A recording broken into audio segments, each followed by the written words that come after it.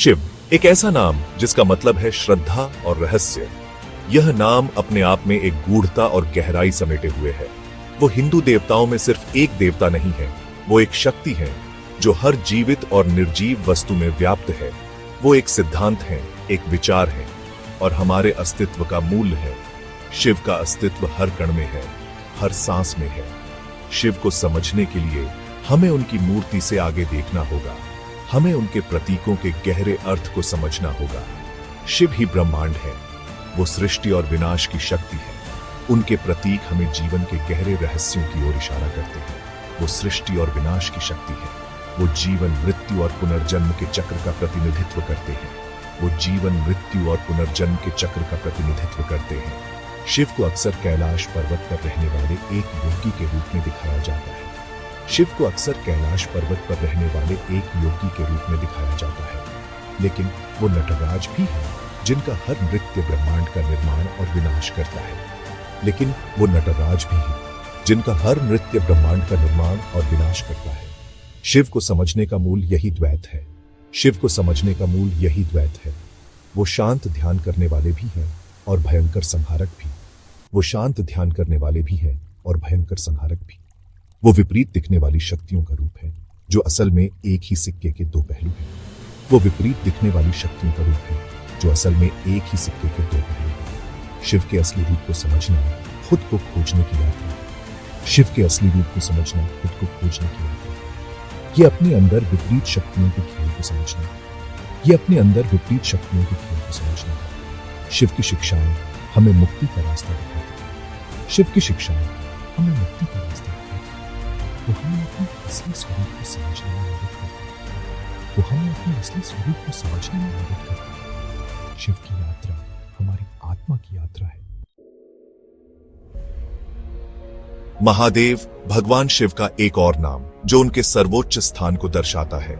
उन्हें परम सत्य माना जाता है जिससे सब कुछ उत्पन्न होता है और अंततः उसी में वापस मिल जाता है। महादेव समय या स्थान से बंधे नहीं हैं, वो अनंत हैं, हर अणु में मौजूद हैं। शिवलिंग शिव का एक प्रतीक उनकी इस व्यापकता को दर्शाता है। ये ब्रह्मांड की रचनात्मक शक्ति और सभी चीजों में बहने वाली अनंत ऊर्जा का प्रतीक है। महादेव अपनी सृष्टि से अलग नहीं है, वो स्वयं वास्तविकता का ताना बाना है। वो चेतना जो हर जगह व्याप्त है। महादेव को समझना अपने अंदर की दिव्य चिंगारी को पहचानना है। ये जानना है कि हम सब एक दूसरे से जुड़े हैं। हम सब शिव के अनंत अस्तित्व के धागों से बुने हुए एक ही ब्रह्मांडीय ताने बाने का हिस्सा है। शिव को अक्सर उनके माथे पर तीसरी आंख के साथ दिखाया जाता है जो उनके गहरे ज्ञान और आध्यात्मिक दृष्टि का प्रतीक है। ये कोई साधारण आंख नहीं बल्कि सामान्य इंद्रियों की सीमाओं से परे देखने की उनकी क्षमता का प्रतीक है। तीसरी आंख अजना चक्र का प्रतिनिधित्व करती है जो अंतर्ज्ञान, उच्च ज्ञान और आध्यात्मिक जागृति से जुड़ा ऊर्जा केंद्र है। जब शिव अपनी तीसरी आंख खोलते हैं तो इससे बहुत बड़ी शक्ति निकलती है जो अज्ञानता और भ्रम को नष्ट कर सकती है। ये विनाशकारी पहलू बुरा नहीं है बल्कि एक परिवर्तनकारी शक्ति है जो आध्यात्मिक विकास और ज्ञान का मार्ग प्रशस्त करती है। तीसरी आंख एक याद दिलाती है कि सच्चा ज्ञान भौतिक दुनिया से परे है। ये अंदर देखने और अपनी आंतरिक दृष्टि को विकसित करने के महत्व को दर्शाता है। ध्यान और आत्मचिंतन के माध्यम से हम अपनी तीसरी आंख को जगा सकते हैं और अपने अंदर मौजूद असीम ज्ञान तक पहुंच सकते हैं। नटराज नृत्य के देवता शिव के सबसे प्रसिद्ध रूपों में से एक है। यह रूप उनकी शक्ति और सौंदर्य का प्रतीक है। इस रूप में वो एक दिव्य नृत्य में लीन हैं। उनकी हरकतें ब्रह्मांड को चलाने वाले सृष्टि और विनाश के निरंतर चक्र का प्रतिनिधित्व करती है। यह नृत्य जीवन के हर पहलू को छूता है। एक हाथ से वो डमरू बजाते हैं जो सृष्टि की लय का प्रतीक है। यह लय जीवन की शुरुआत और उसकी निरंतरता को दर्शाती है। दूसरे हाथ में वो अग्नि धारण करते हैं जो विनाशकारी शक्ति का प्रतीक है जो नवीनीकरण का रास्ता साफ करती है। यह अग्नि पुरानी चीजों को समाप्त कर नई शुरुआत का मार्ग प्रशस्त करती है। उनका नृत्य सिर्फ एक प्रदर्शन नहीं बल्कि अस्तित्व का सार है। यह नृत्य जीवन के गहरे रहस्यों को उजागर करता है। हर कदम, हर मुद्रा गहरे अर्थ से भरी है। यह नृत्य हमें जीवन के विभिन्न पहलुओं को समझने में मदद करता है।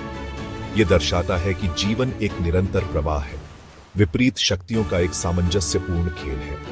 यह प्रवाह हमें जीवन की अनिश्चितताओं को स्वीकार करने की शिक्षा देता है। नटराज हमें याद दिलाते हैं कि परिवर्तन अनिवार्य है और सृष्टि और विनाश के इस नृत्य को अपनाना आध्यात्मिक विकास के लिए जरूरी है। यह परिवर्तन हमें आत्मा की गहराइयों तक ले जाता है, जीवन की लय के साथ चलकर सुख और दुख दोनों को स्वीकार करके हम खुद को ब्रह्मांडीय नृत्य के साथ जोड़ते हैं और अस्तित्व के प्रवाह में मुक्ति पाते हैं। यह मुक्ति हमें सच्चे आनंद की ओर ले जाती है। भोलेनाथ, ये नाम शिव के दयालु और क्षमाशील स्वभाव को दर्शाता है। उन्हें अक्सर भस्म और जानवरों की खाल पहने एक साधारण साधु के रूप में दिखाया जाता है, जो भौतिक चीजों से उनके अलगाव और प्रकृति के साथ उनके गहरे संबंध का प्रतीक है। भोलेनाथ की सादगी अज्ञानता की निशानी नहीं है, ये उनके गहरे ज्ञान का प्रमाण है। वो समझते हैं कि सच्चा सुख सांसारिक सुखों में नहीं, बल्कि आध्यात्मिक मुक्ति में है। वो आसानी से प्रसन्न हो जाते हैं, जल्दी क्षमा कर देते हैं और हमेशा अपने भक्तों पर कृपा करने को तैयार रहते हैं। भोलेनाथ हमें याद दिलाते हैं कि असली ताकत विनम्रता और करुणा में है। सादगी को अपनाकर, अपने अहंकार और मोह को छोड़कर हम खुद को उस असीम प्रेम और कृपा के लिए खोलते हैं जो शिव का प्रतीक है। शिव को आदि गुरु, योग के पहले शिक्षक के रूप में पूजा जाता है। कहा जाता है कि उन्होंने योग का प्राचीन ज्ञान सप्तर्षियों को दिया था, जिन्होंने फिर इस ज्ञान को पूरी दुनिया में फैलाया। सप्तर्षियों ने विभिन्न क्षेत्रों में जाकर योग के महत्व को समझाया और लोगों को इसका अभ्यास करने के लिए प्रेरित किया। शिव की शिक्षाओं में हठ योग, राजयोग और ज्ञान योग सहित योग के विभिन्न रूप शामिल हैं, जो प्रत्येक आत्म साक्षात्कार और मुक्ति का मार्ग प्रदान करते हैं। उनकी शिक्षाएं चेतना की उच्च अवस्था प्राप्त करने के लिए शरीर और मन को अनुशासित करने के महत्व पर जोर देती हैं। यह अनुशासन हमें आंतरिक शांति और संतुलन की ओर ले जाता है। शिव की परंपरा में योग केवल एक शारीरिक अभ्यास नहीं है, बल्कि एक समग्र प्रणाली है, जिसमें नैतिक आचरण से लेकर आध्यात्मिक ज्ञान तक जीवन के हर पहलू को शामिल किया गया है। यह प्रणाली हमें एक संपूर्ण जीवन जीने की दिशा में मार्गदर्शन करती है।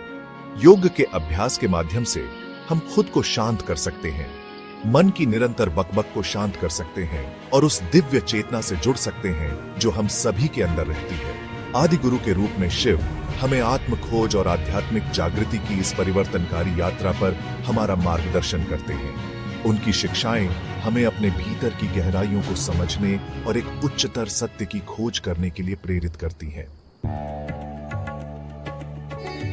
अर्धनारीश्वर, शिव का आधा पुरुष, आधा स्त्री रूप उस द्वैत का एक शक्तिशाली प्रतिनिधित्व है जो हम में से प्रत्येक के अंदर मौजूद है।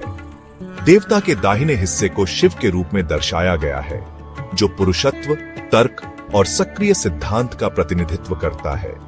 बायां हिस्सा पार्वती का है, जो उनकी पत्नी है, जो स्त्रीत्व, अंतर्ज्ञान और पोषण करने वाले पहलू का प्रतीक है। यह दिव्य मिलन विपरीत दिखने वाली शक्तियों की परस्पर जुड़ाव का प्रतीक है और संतुलन और सामंजस्य के महत्व पर प्रकाश डालता है। अर्धनारीश्वर हमें याद दिलाते हैं कि पूर्ण होने के लिए हमें अपनी पुरुष और स्त्री दोनों ऊर्जाओं को अपनाना चाहिए। हमें तर्क और अंतर्ज्ञान, क्रिया और ग्रहणशीलता के सामंजस्यपूर्ण एकीकरण के लिए प्रयास करना चाहिए। अपने अस्तित्व के दोनों पहलुओं को स्वीकार करके और उनका सम्मान करके हम अपनी पूरी क्षमता को साकार करने और अपने भीतर दिव्य मिलन का अनुभव करने के करीब पहुंचते हैं। शिव से जुड़ी कहानियां और प्रतीक केवल किसी दूर के देवता की कहानियां नहीं हैं। वे हमारी अपनी आंतरिक दुनिया का प्रतिबिंब हैं, उस दिव्य चिंगारी का दर्पण जो हम में से प्रत्येक के अंदर रहती है। शिव की यात्रा कई मायनों में हमारे अपने आध्यात्मिक विकास का रूपक है। सृष्टि और विनाश का उनका नृत्य हमारे अपने जीवन के निरंतर प्रवाह को दर्शाता है। उनकी तीसरी आंख ज्ञान और ज्ञान की उस क्षमता का प्रतिनिधित्व करती है जो हमारे भीतर निष्क्रिय है। शिव से जुड़ना आत्म खोज की यात्रा शुरू करने जैसा है। यह अपने भीतर विरोधी ताकतों के खेल को स्वीकार करना है, हमारे प्रकाश और छाया स्व के बीच निरंतर नृत्य। यह पहचानना है कि हम परमात्मा से अलग नहीं हैं, बल्कि ब्रह्मांडीय ताने बाने का एक अभिन्न अंग है। शिव केवल एक देवता नहीं है, वो एक सिद्धांत है, एक मार्गदर्शक है, हमारी आत्मों का दर्पण है। वो परम सत्य का प्रतिनिधित्व करते हैं, सृष्टि और विनाश के शाश्वत नृत्य का, ज्ञान और मुक्ति की क्षमता का, जो हम में से प्रत्येक के भीतर रहती है। जैसे जैसे हम शिव से जुड़ी कहानियों और प्रतीकों में गहराई से उतरते हैं, हम समझने लगते हैं कि उनकी यात्रा हमारी अपनी यात्रा का प्रतिबिंब है। उनकी शिक्षाएं आत्म खोज का मार्ग प्रदान करती हैं, भीतर के द्वैत को अपनाने और जीवन के निरंतर प्रवाह के बीच सामंजस्य स्थापित करने का तरीका। अपने भीतर के शिव को पहचानकर हम ज्ञान की ओर एक परिवर्तनकारी यात्रा शुरू करते हैं, दिव्य ब्रह्मांडीय नृत्य के हिस्से के रूप में अपने वास्तविक स्वरूप को महसूस करते हैं।